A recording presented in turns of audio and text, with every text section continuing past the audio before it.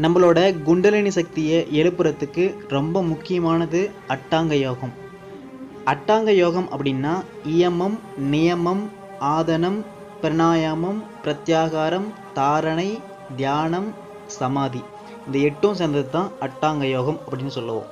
இதில் ரொம்ப முக்கியமானது தாரணை, தியானம், சமாதி.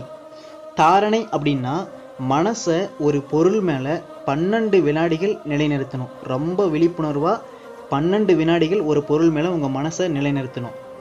தியானம் அப்படின்றது 12 தாரணை அந்த பொருள் மேலே உங்கள் மனசை விழிப்புணர்வோடு நிலைநிறுத்தணும். தாரணை அப்படின்றது 12 வினாடிகள், தியானம் அப்படின்றது 12 தாரணை. இதை நிமிடங்களில் சொல்லணும்னா சரியாக 2.24 செகண்ட்.